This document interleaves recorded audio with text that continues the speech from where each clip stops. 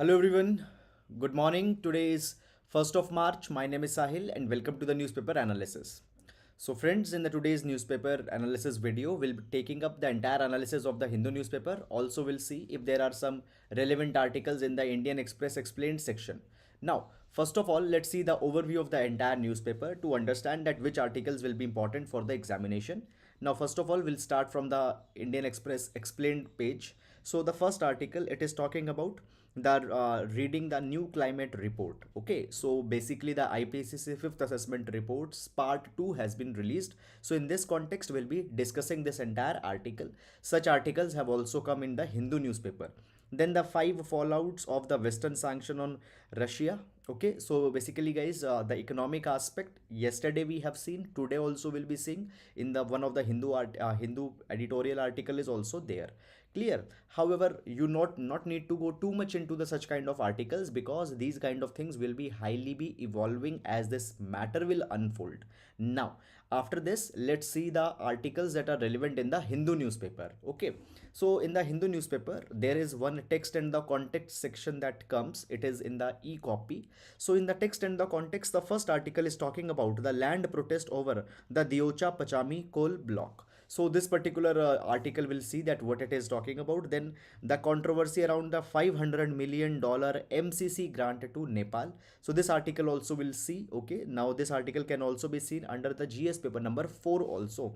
We'll see how it can be relevant. Then further moving on, after that the Finlandization. Now the Finlandization, what is this keyword? Okay, it has become little bit popular recently because of the Russian invasion on the Ukraine that has happened. We'll see this article. Then further moving to the Hindu newspaper. Okay, so the page number 1, here we can see that fighting in Ukraine must stop, the UN chief. Okay, so because of the humanitarian concerns that are coming, okay, the plight and the miseries of the people in the Ukraine, seeing that the UN chief had said that we need to immediately stop it. Now, first of all, understand that already in the United Nations Security Council, a resolution was floated to condemn the Russian aggression. There, the India had abstained to vote. Now the resolution will be moved in the United Nations General Assembly, which will be a very detailed version where the Russia is being condemned. Here we need to see what India will be voting, but it is expected that India again will abstain here. Clear. So basically this is going on, and in this particular direction, couple of articles, editorials also we have seen. It has been provided that India is abstaining to vote. This is not good, because India is looking towards a superpower status. This is one of our opinion that is coming. Clear. Fine. So this is something. However, nothing is more important into this particular article, just these comments are being passed on. After that, ready to give Aadhaar card to sex workers, UIDI. Okay, so we'll see this what this article is talking about. Then IPCC warns of multiple climate hazard. So the IPCC sixth assessment report it is talking about. We'll discuss about this particular thing.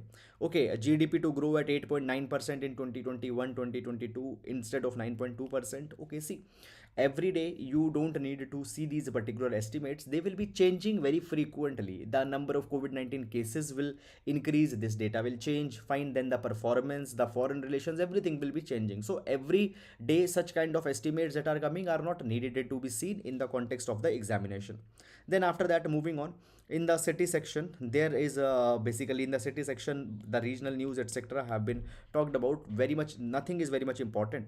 However guys, just you can note down in one line a kind of a case study. See, government set to pitch ideas of the young entrepreneurs to the investors. So what happens in the Delhi, there is the business blasters summit that has been organized. Now into this business blasters summit, the young students, they are given a chance to come out with their to come out with their startup ideas. They can come out with some of the inventions that they have made, and then they pitch it into the front of the investors, much like the Shark Tank. Okay, so this is a very good opportunity which will bring some of the creative skill into the student community. So into basically this is a good kind of a practice that can be emulated by other state governments also. Clear. Then just here one more case study is there. QR code based feedback system launched by the police. Is it clear? So basically here we can see that there is a QR based feedback system with respect to the when let's say a person interacted with the police, okay, and what was his experience, he can share his feedback. Okay, so this is something good which will bring the accountability of the police forces and can be an important can be an important line of police reforms that can be conducted by other state governments as well. So you can see them, okay, just as a one liner you can use it. After that, moving on in the regional section, guys, the regional news etc have been provided, advertisements etc, you don't need to see it, okay. And then we'll be reaching to the editorial page. On the editorial page, debunking Russia's international law justification, Ukraine's situation, India's national interest. Now see, now every day one or two article in the Hindu newspaper will be devoted onto this Ukraine crisis. Every day what is happening, every day's commentary they will be giving on. Okay, but guys, no need to go and see all these particular articles in that much detail. Fine. Then counting the cost. So basically the economic cost of this ongoing crisis is being discussed here. We'll see it on the top of the home. So this article is talking about the cricket. Okay.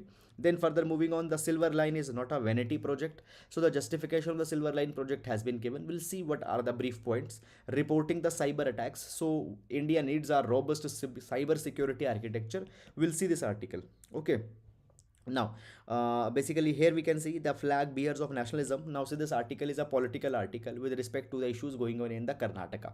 Fine. Not very much important for our examination. Now this entire page, it is talking about the India, basically the situation evolving in the Ukraine. Okay, so there are many of the students who are struck into the Ukraine. Okay, now basically with respect to within the Ukraine also, there is a humanitarian concern that is going on. The people are facing the shortage of food. There is the economic crisis which had come after this Russian crisis, that the Russian invasion that has happened. Okay, so India will send the humanitarian assistance to the Ukraine. Already we have seen that India had sent the humanitarian assistance to the Afghanistan. Now we are doing it for the Ukraine. Okay. Then after that, moving on, still hope India will change its voting pattern at the UN. Okay, so already I have provided you that into the UNSC, when the resolution was moved to condemn the Russia, India abstained, and in the UNGA also, as the resolution is being moved, India's expectation, basically India will be abstaining. So the countries are hopeful that actually India will change. Now that is the thing. Assembly polls, this entire page is about the elections that are going on. Okay, then guys, after that, moving on in this particular direction, fine, again the entire Ukraine issue has been mentioned. Nothing more important is there. And on to the business page also, on the business page also, the same kind of issues are as the evolutionary trends, data, etc are there. Much of a policy matters are not discussed. So this was the overview of the entire newspaper. Now let's talk about the relevant articles in the detail one by one. Fine. Now starting up, so guys, today we will be taking a very relevant quote which is very much important into the present time. So today we'll be taking the quote from the Tony Benn. Tony Benn says that the all war represents a failure of diplomacy. Fine, the war is nothing but a failure of diplomacy, and the same thing has happened in the case of the Ukraine also. So the Ukraine invasion is nothing but the failure of diplomacy between the Russia and the West, and the collateral damage is being faced by the Ukraine. We can use this particular idea in GS paper number 4. In GS paper number 4, where the ethics of the international relations are mentioned. GS 4, ethics of international relation, it is there in the topic number 6. So that is all about it. And now let's take first of all the MCQ answers for the yesterday. So the question number 1, correct answer is C, and the question number 2, correct answer is A. You can pause the video and can see the justification here. Moreover, you can download the PDF also from the Telegram channel, which contains all this thing which I am explaining here. Now, taking up the MCQ questions for today. So the first MCQ question is about the SWIFT, that is a Society for Worldwide Interbank Financial Telecommunication. Now the SWIFT was in news because of the Russia is being banned from the SWIFT. Okay. Then the second MCQ, it is about the OECD. You can read the statements and can mark the correct one. Okay. So this is all about today's questions. Now let's take the first article. So this first article here, we have actually clubbed the two articles. One article we have taken from the Indian Express explained section, and the other article we have taken from the Hindu newspaper. It is all talking about the new climate report that has come. Clear? Now, before going in this particular article, let's understand the background of this entire issue, and after that, you will be able to understand that what we are talking about. So, the IPCC, it stands for the Intergovernmental Panel on Climate Change. Intergovernmental Panel on Climate Change. What had happened? Recently, the IPCC had released its sixth assessment report. Now, these assessment reports are with respect to the climate change that is going on. Fine. Now, guys, up till now, the sixth assessment report has been released, and as a part of this sixth assessment report, in total, three reports will be released. The first was released in 2021 August. Now, what has happened on the Monday? Actually, the second assessment report has been released. Okay, and in both of these articles, finding from this second assessment report have been given. Now, there will be one more report that will be coming. The third part of this particular report, it will come in April 2022. Is it clear? Now, guys, when we talk about these IPCC report assessment reports, now the first assessment report came in 1990, and these reports are the most comprehensive evaluation as how the climate change is happening. Now, the IPCC, into this, the scientific community around the world, the scientists from the different countries, they give their contribution, and the IPCC, it does not carries its own research and investigation. It relies on the investigation and the research by other fellow scientists. They give the data, and onto this particular basis of data, they compile the report. Is it clear? Now, guys, the sixth assessment report which had come, it has made one very clear observation. Actually, two observations have been made very clear. Number one, up till now, the fifth assessment report provided that the anthropogenic factor are the probable reason of the climate change. Is it clear? It means that the humans are the probable reasons. But the sixth report, which has now come, it has said that the anthropogenic reasons are the most, they are not the probable, rather they are the confirmed reasons because of which the climate change is happening. This is something they have said. And after that, they have provided this thing that if whatever is going on right now, business as usual approach, if it will be taken, 1.5 degrees Celsius temperature rise will happen between 2030 to between 2040. They have concluded this particular thing will happen. Now, guys, basically, as these reports are being published since 1990s, all the climate negotiation that happens, it happens on the basis of this IPCC report that comes. Now, you might have heard the name of some very high profile kind of climate negotiations. For example, you might have heard about the Kyoto Protocol. You might have heard about the Paris Agreement. Paris Agreement is the latest one, finalized in 2015.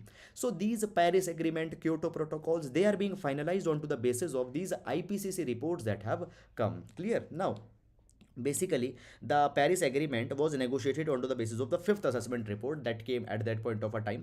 Under the Paris Agreement, it has been provided that with the world countries will try to keep the global temperature well below 2 degrees Celsius compared at the pre-industrial levels, and if possible, we need to keep the temperature rise below the 1.5 degrees Celsius. Now, guys, what this sixth assessment report provides, it is an eye opener. Sixth assessment report provides that there is a lot of evidence that 2 degrees Celsius target could be disastrous and could be and if it is possible to keep at 1.5 degrees Celsius, it should be striped. Now, guys, this particular report, it has provided that now this second part of report, it had provided assessment of the regional and sectoral impacts of the climate change. Is it clear? It has provided for the first time the detailed impact that will come onto the big cities, mega cities. According to them, it had said that the Mumbai is at high risk of the sea level rise and flooding, and the Ahmedabad will face the danger of the heat waves. After that, they had also provided that certain cities such as Lucknow and Patna, they will be reaching the wet bulb temperature of 35 degrees Celsius if the emissions continued. Now, the wet bulb temperature means the humidity. So humidity will increase here substantially.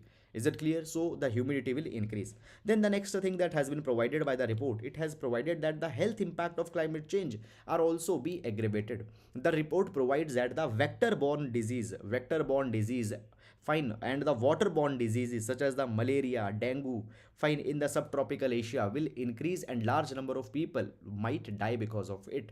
Further, it has provided that the respiratory diseases, circulatory, respiratory, diabetic diseases, infectious diseases, fine, will increase. Infant mortality will increase. Why? Because of a single reason, that is the rise in temperature. Rise in temperature will give birth to all of these particular diseases. So it will be a very problematic thing. Moreover, according to the IPCC 6th assessment report, it has been provided that the global sea level will rise 44 to 76 centimeter if government meet their current emission pledges. If they meet, however, if they don't meet, then the sea level rise can go up till 5 meters. Clear? Fine. Drought and heat waves will trigger the biodiversity loss. So these are all the findings given by the sixth assessment report, sixth assessment second report. Clear? You can download this entire PDF from the Telegram channel and can note down these particular things. Now moving to the next article. Now, land protests over the Diocha Pachami coal block. Fine. Now, guys, first of all, understand the importance of this particular coal block. Okay, and it will be important in our GS paper number 3. GS paper number 3, development versus ecology. Development versus ecology. Clear? Now, first of all, this Deocha Pachami coal block, it is in the state of the West Bengal. It is in the state of the West Bengal. Here you can just see on the map, we have the West Bengal, and within the West Bengal, there is the Birbhum. Okay, so in the Birbhum district of the West Bengal, this Deocha Pachami coal block is located. Now, this is the newest coal mine of the West Bengal, which will be coming in existence if everything goes good. Newest coal mine of the West Bengal, and guys, this is the largest coal block of India, the largest coal block of Asia, and the second largest coal block of the entire world. So this Deochi Pachami, it is a very important. Clear? So with respect to the mapping location, also keep focus on this particular thing. So here you can see the West Bengal, it is located into the Birbhum. Clear? For the world's second largest and India's as well as Asia's largest coal block. Now, what is the issue that is going on here? So the West Bengal had provided that the exploration of this particular coal block will begin. But guys, at the same time, the local people, mainly the Santhal tribals, are living in this particular region. And the Santhal tribals, they basically are very much dependent onto the affinity of forest and the waterways. Is it clear? Tribals, they have a very close link and they don't want to give away their land. In this particular direction, now the activist, environmentalists, they have also joined these tribals. Now, the experts, environmentalist, activists, they say that if this particular project will be carried, fine, the open cast mining of the coal that will take place here, it will lead to, number one, it will lead to lot of basically displacement of the people. Tribals' land will be taken, and second, it will said that it will lead to environmental problem. According to the environmental activists, they are saying that at Glasgow COP26, at COP26, the Prime Minister had said that by 2070 we will achieve the carbon neutrality. Okay, that means that whatever carbon we are emitting, the same we will absorb. Now, for attaining the carbon neutrality, what is to be done? You have to increase the share of the renewable energy. And if the share of renewable energy is to be increased, why we are exploring the new coal blocks? Number two, it has been said that by 2030, the Prime Minister has also said at the COP26 that actually by 2030, the 50% of our electricity will be met from the renewable sources. And for that particular thing also, exploring the coal doesn't make any kind of sense. So it has been said that environmentally it will be a disaster, it will displace the people. Government says that we will not acquire the land until and unless the Gram Sabha will give the approval. But again, the environmentalist as well as the activist, they are saying that taking the consent of Gram Sabha, it is just a kind of a lip exercise that is being done. Much substantial will not be done here and the displacement will happen. So guys, it is a classic debate between the ecology and the development that is going on. Many a times we feel that the economy or the development is more important than the ecology, and that happens. Is it clear or not? So this is something that is going on. So guys, I hope that you have understood this particular article and we can use it as a reference. citizens. Moreover, here the Dr. B.R. Ambedkar has also provided this particular thing very clearly, that when the ecology and economy will be in conflict, the interest will dictate that the economy should be preferred, and the interest on the side of economy will be more powerful. But at the same time, some people need to take a stand and need to protect the ecology. So this is something that has been provided. Now we'll move to the next article. Now, the controversy around the $500 million MCC grant to Nepal. Clear? So this particular article, guys, will be important with respect to the see in a minor way it can be important under the GS paper number 2, the issues going on in our neighborhood, and secondly, guys, in GS paper number 4 also this article can be utilized. Now it might look unconventional that how this article will be important in ethics paper, but guys, I'll tell you how it will be important in ethics paper. See, in our GS paper number 4 ethics, there is the mention of ethics of ethics in ethical issues in international funding, okay, or foreign aid, international issued in foreign aid. This is mentioned. Now first of all, let's understand that what this particular issue is, and then we'll see that how it will be important in the foreign aid. So basically, guys, recently the Nepal's parliament had approved the Millennium Challenge Corporation. It has approved the Millennium Challenge Corporation Nepal Compact. Now, what is this Millennium Challenge Corporation Nepal Compact? So this MCC, Millennium Challenge Corporation, okay, it is an organization of the United States. It is an independent US foreign aid agency which was established in 2004 by the Congress of the USA. Now see, before 2004, 2001 came. In 2001, what happened? The World Trade Center of the USA, it was bombed, it was destroyed, it was attacked. Clear? At that point of a time, it was concluded that many countries, they are seeing a poverty, and because of the poverty, the terrorism is thriving in some of a country. So the USA at that point of a time created this particular organization, that is the Millennium Challenge Corporation. Its aim was to provide the funding to the poor countries, to the developing countries, so that by the development they can remove the poverty, and by removing the poverty, the terrorism can be controlled. So guys, just you can read this particular line. What happened? The George Bush administration post 9/11 terrorist attack provided that as a tool to counter global poverty and international terrorism. Fine, this particular agency was created. He said that poverty and terrorism are linked. Now this particular Millennium Challenge Corporation, it identifies the lower and middle income countries, fine, and it provides the money to them. Now in the Nepal, they are providing a 500 million grant. This 500 million grant will be used for developing the electricity transmission lines. It will further be used to develop the road developmental projects. Now originally this particular grant of $500 million was given in 2017. Okay, basically it passed even before that, fine, but in 2017 it was agreed that yes, it will finally be given. Now since 5 years, now 2022 has happened, it is in hold. Now what has happened? The Nepal parliament had approved that okay, we will be taking this particular grant and we will be developing and we will be using it for our development. Now as this particular thing is going on, guys, what had happened? The criticism has come with respect to this Millennium Challenge Corporation's 500 million grant. The problem that has come is that the political parties in Nepal, they are saying that this MCC agreement will undermine the Nepal's sovereignty. Number one, how? First of all, it will undermine the Nepal's sovereignty. So basically from 5 years it was kept under the hold.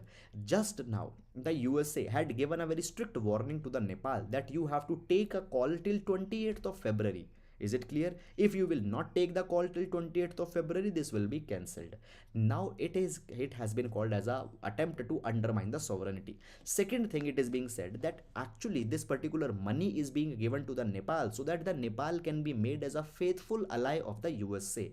And by this particular money, actually the Nepal will be dragged into the USA's Indo-Pacific strategy.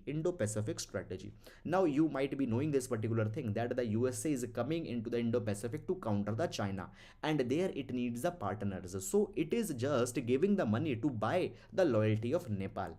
Now at the same time, it has been said that by after giving this particular money, the USA will try to influence the Nepal's foreign policy also.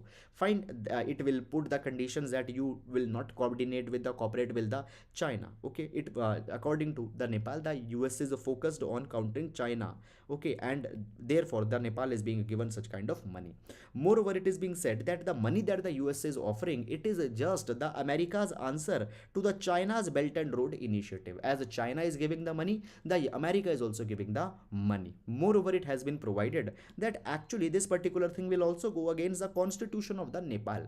The Nepal's constitution provides for the strong non-alignment. It provides for the strong non-alignment, and here by accepting this particular money, the Nepal will become aligned to the American interest. Clear?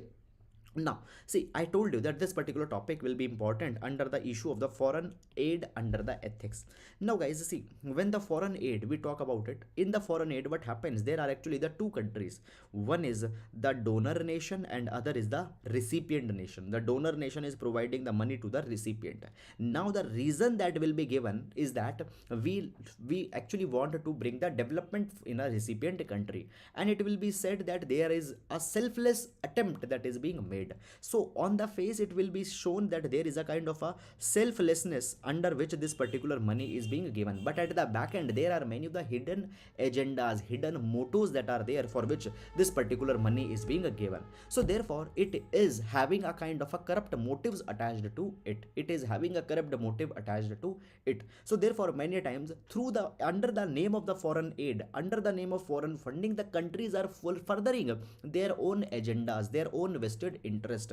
And as we have seen here that this is nothing but a USA's attempt to pursue their Indo-Pacific strategy and to deter the Nepal to go near to the China. Here also we can see that there are certain vested interests. So if there are the vested interest, can you call it as a selfless thing? The selflessness, it is just a kind of a packaging that has been given. Okay, so this is one ethical issue that comes in this particular direction. So that is all, guys, about this particular case study. I hope that you have understood it, and now we'll be moving to the next article. Now, the Finlandization. Okay, so guys, this particular article, it is taken from the Hindu text and the context. Now, first of all, you not need to go too much into the details of this particular article. It is talking about a certain of the political incidents of 1950s. That too, not about India. That too about the Finland, Russia. Is it clear? And at that point of a time, the issues that were going on. Clear? So therefore, going too much will not be important. Even in the world history, such kind of a minor details are not asked into the UPSC. So just going in and reading it might not be very much important for exam. However, for your pleasure, you can read it. So the word has come here, that is the Finlandization. Now, the Finlandization means that a smaller country, a smaller nation will bow down in front of a larger power to safeguard its titular independence. Is it clear? So basically this Finlandization came into the context of the relation between the Finland and the USSR after the Cold War.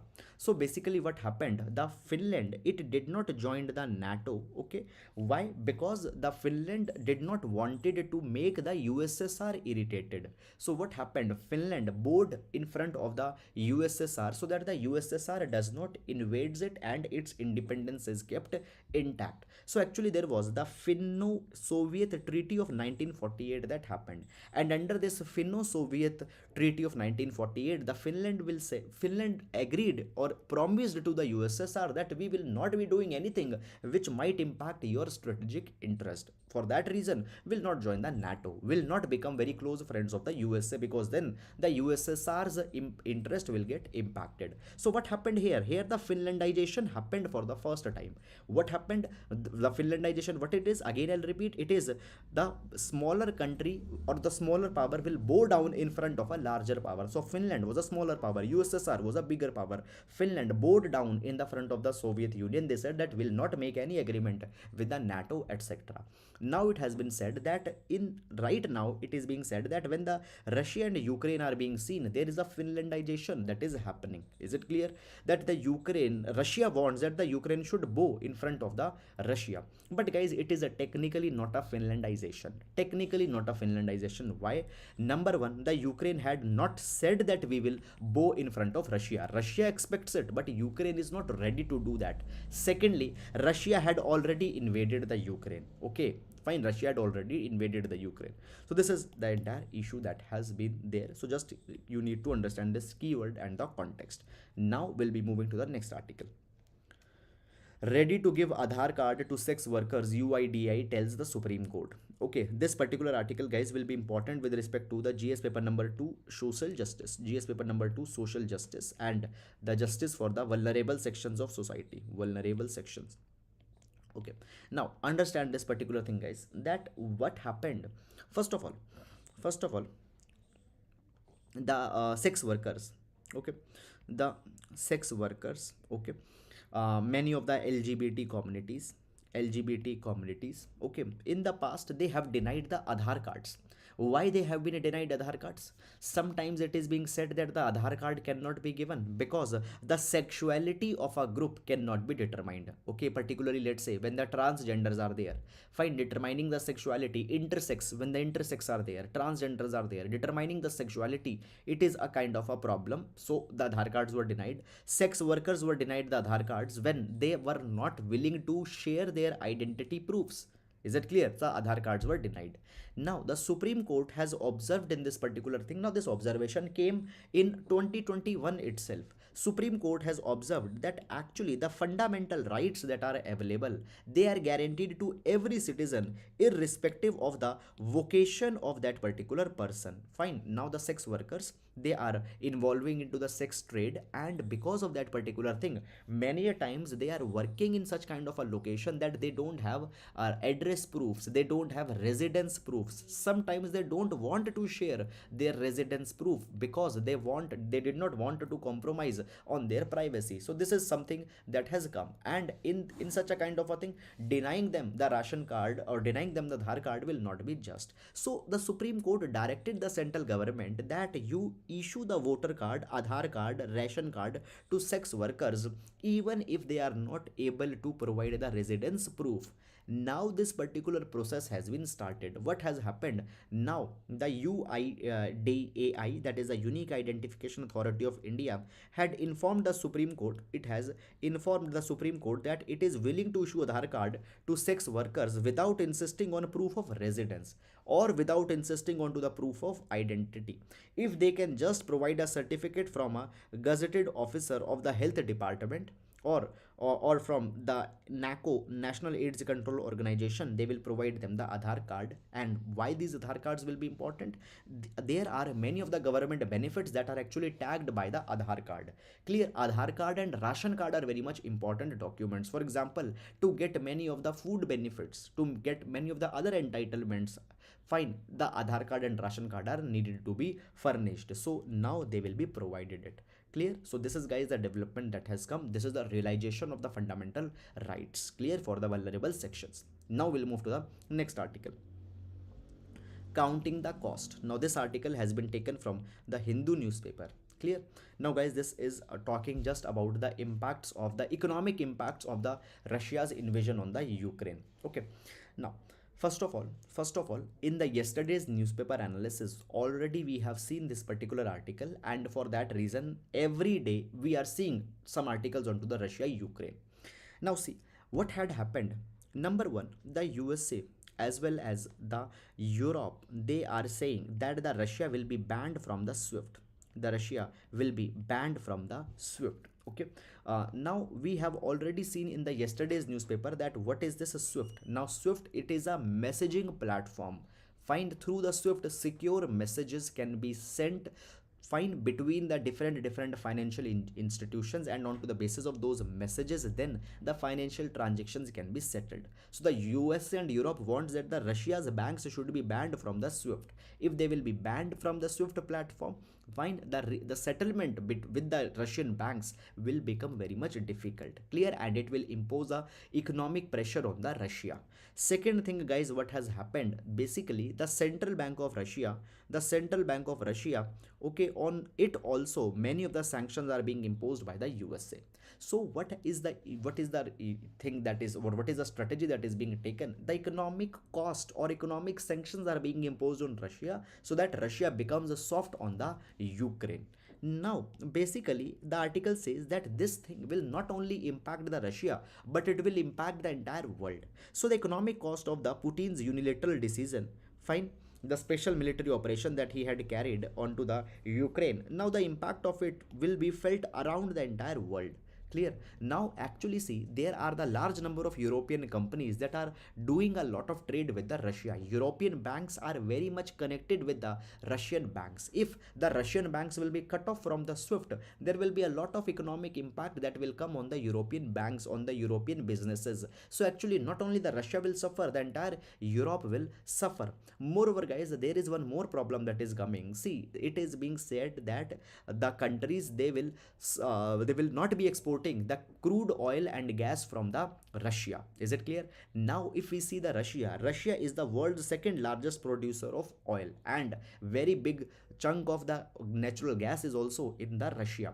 What happens the moment they say that will not import the oil from the Russia? The Brent crude oil price had reached to more than $100 a barrel, and because of this particular thing, inflation in the entire world will increase. Is it clear? So therefore, if any sanctions are being imposed onto the Russia, the impact will be faced by the entire world. So the crux which is being provided here is that rather than imposing the economic sanctions onto the Russia, try to bring Russia on the negotiation table and try to resolve this particular crisis in eternity.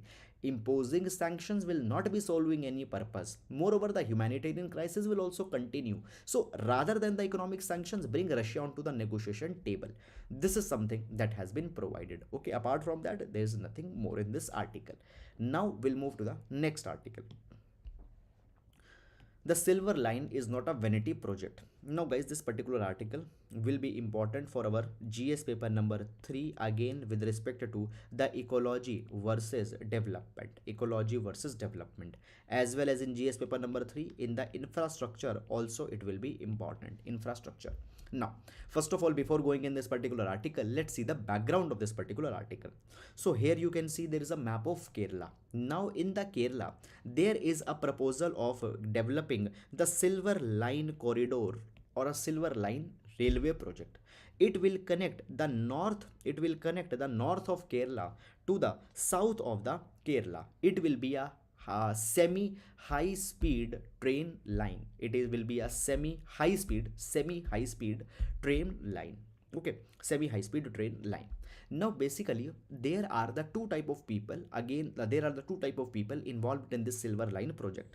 Number one, they say that carrying forward this particular development project is a very good thing. It will solve a lot of problems on the Kerala. Then the second type of people are there who are opposing this particular project.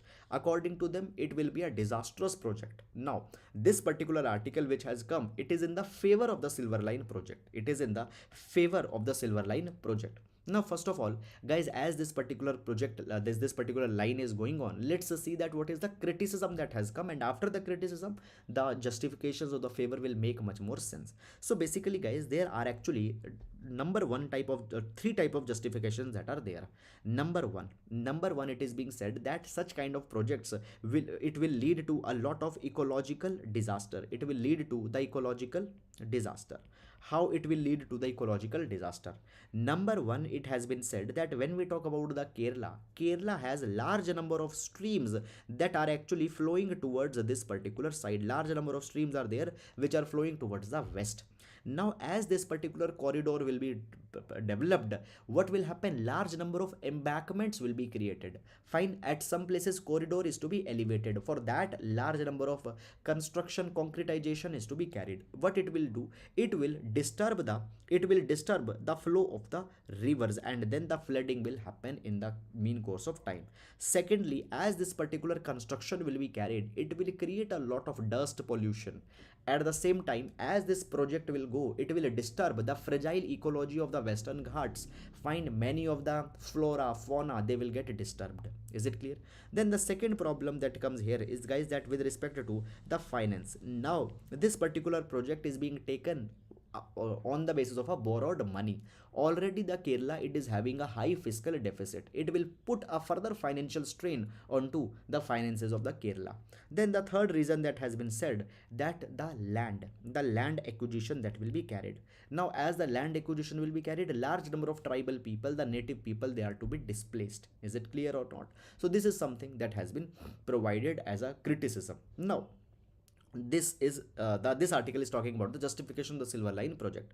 Now, as the Silver Line project is there, according to the article, it says that it will make the commute faster. Okay, it will reduce the congestion onto the roads and it will reduce the accident. Right now, guys, the road network into the Kerala, it is very much stretched. Okay, and actually when we talk about the accidents into the Kerala, they are much more than the national average. So as the congestion will reduce, because the people can travel from the train, the accidents will be reduced. Clear? Then, guys, it will also reduce the greenhouse gas, because for carrying the same number of people, the railway will be much more efficient than the private cars, buses, taxis, etc. It will help in expansion of roll on roll off services, ro services. Is it clear? So basically, you see into the Kerala, there are large number of waterways also. Now into the waterways, there are the people who can get transported through the small ships. Fine, ro services, it will help in expanding it also. Then the next, it has been provided that actually today if we see Kerala has been a large exporter of the skills. Clear? Now today 1.5 million people of the Kerala, they are involved in high skilled jobs such as the nurses, engineer, teachers, media professionals, and many of them are actually employed outside the state, and many of them are employed outside the country also in the Gulf. Over the coming next few years, Kerala will produce even more high skilled workforce. Now, in order to accommodate them within the state, what we need to do, we need to carry forward the new economic activities within the Kerala so that it can develop much more opportunities. Now, the article provides this particular thing, that effective public transport is very much central in realizing the Kerala's economic ambition. According to them, as this semi high speed railway line is there, it will bring the fast paced suburban development. Fine. Now what will happen here, just to see. So it has been provided that as this particular railway line will go, okay, all the nodes that it will be connected, in itself it will become a kind of a thriving urban center. It will become a thriving urban town. Is it clear? And it will accommodate a large number of people. Second, it has been said that into the long term it will modernize the economy of the Kerala. Is it clear? Now it has been said that today there might be some kind of economic cost that will come. Today there might be some kind of a pollution that will be generated, but into the long term it will have a lot of impact. Into the long term it will be environmentally sustainable project. Why? Because it will reduce the emission. Is it clear? And then finally it has been provided that nobody will lost their land, proper rehabilitation will be done, and properly the people will be compensated for the project that is being taken up. Apart from this particular article, guys, there are also some other points also that we can add. Number one, when we talk about the Kerala, in the Kerala, 92% of the people of the Kerala, they are urbanized. Urbanization in Kerala is nearly 92%, which is much high. And the urbanized population, they depend on manufacturing, they depend on service sector. And when manufacturing and service sector they are involved in, obviously the transportation plays a very important role. Clear? Then, guys, the second important reason for this particular thing is that, see, there is a lot of congestion into the Kerala. Clear? And it is impacting the ease of living in the Kerala because of the traffic jams, etc. that have been there. So therefore also this particular project will be important. Thirdly, guys, the Kerala, it depends a lot onto the tourism. The Kerala depends a lot onto the tourism, and the repeat tourist will only be coming if the ease of traveling, if the ease of transportation is there, and there this particular railway line will be important. So these are all the issues with respect to this. Okay, I hope that you have understood it. And now we'll move to the next article, reporting cyber attacks. So this article will be important for our GS paper number 3, the cyber attacks and issues. Okay, now basically, guys, before going in this particular article, I would like to tell you some of the background. So guys, the background goes like this, that in India the Puttaswamy case came. Okay, the Puttaswamy judgment was given by the Supreme Court, and in the Puttaswamy judgment, Puttaswamy. In the Puttaswamy judgment, Supreme Court provided that the right to privacy is a fundamental right. Right to privacy is a fundamental right. And the digital privacy, therefore, also happens to be a fundamental right. On the basis of the Puttaswamy committee, what happened? The government, it constituted the B. N. Shri Krishna committee. It constituted the B.N. Shri Krishna Committee, and this B.N. Shri Krishna Committee recommended the Personal Data Privacy Bill. Personal Data Privacy Bill. This Personal Data Privacy Bill, then this bill was referred to the Joint Parliamentary Committee for discussion. Now the Joint Parliamentary Committee, it has debated onto this particular bill, and they have submitted their final recommendation. Now as we are talking about this Personal Data Protection Bill, okay, in this particular bill there is one particular provision. On this particular provision this article is discussing. What is the provision? Now the provision is there that, see, suppose there is any company. On the company there is a cyber attack that has happened, and some of the data of this company, let's say, got leaked. So that this new bill, it is putting a responsibility on the organization that they have to report any cyber crime that have happened against them, including the data leak. Clear? If any data leak happened, if any cyber crime happened, they have to report mandatorily. This is provided into this particular data protection bill, and a time limit of 72 hours have been given when they get aware about this particular breach. Now it has been provided that, guys, according to global estimates, the damage of the cyber crime, it is increasing, and it has been provided that around $6 trillion worth of damage happened in 2021 because of the cyber crimes. Now, there are many of the notorious examples of this particular thing also. For example, a ransomware attack was carried. Now, what is a ransomware attack? There will be a hacker group who will be attacking a server, attacking a computer, will basically log out the users out of that server or that computer, and will ask some money. Only then the access will be restored back. So, a ransomware attack happened on a nationwide gas pipeline in 2021. This pipeline was of the USA.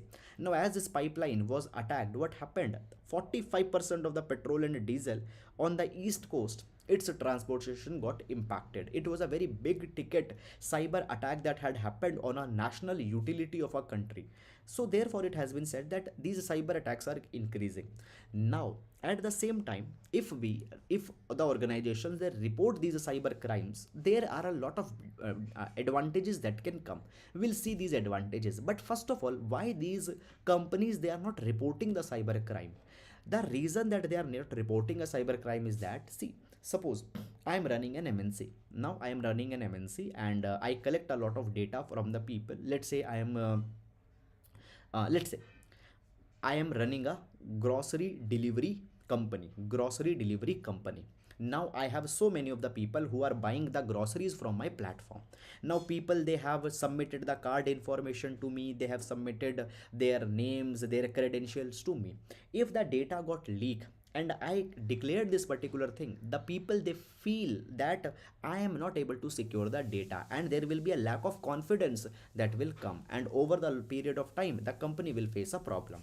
Let's say tomorrow you come to know that the bank in which you are having your account, it has faced a cyber attack and a lot of data had got compromised. Obviously your confidence onto that bank will go down. So therefore corporates or companies, whenever a data attack or whenever a cyber attack is happening on them, they don't come out and report it. Okay, now reporting will have a lot of benefit. How the reporting will have a benefit? If these incidences are reported, the computer emergency response team can issue the alert to the other organizations. Clear?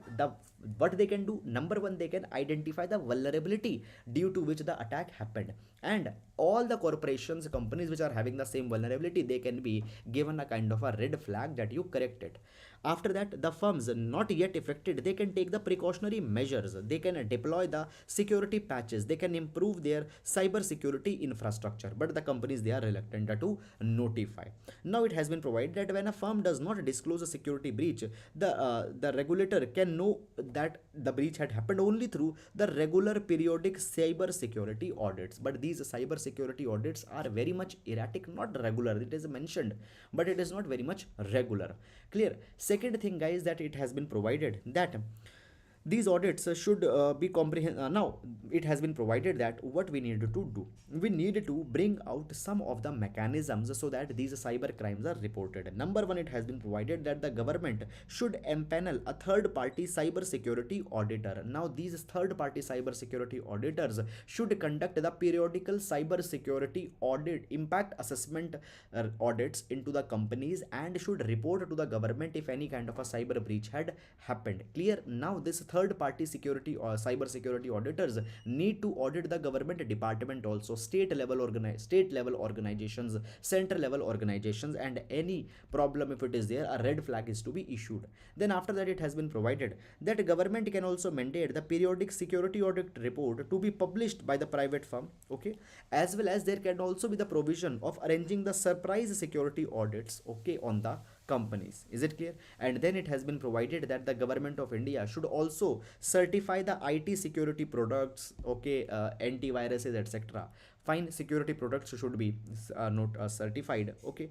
The protection profiles, okay, common criteria testing lab is to be established which can test that whether the IT products which are being rolled out as a security products are they sufficient enough to withstand a cyber attack. Okay, all these things are being suggested here in this particular article. Okay, so guys, I hope that you have understood it. So that is all about, guys, this particular article, and apart from this, the other news are not relevant for our examination. Clear? So that is all for the today's newspaper analysis. I hope, guys, that you have understood it.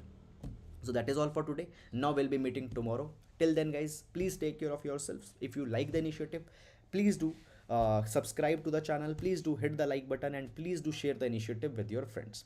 Thank you everyone.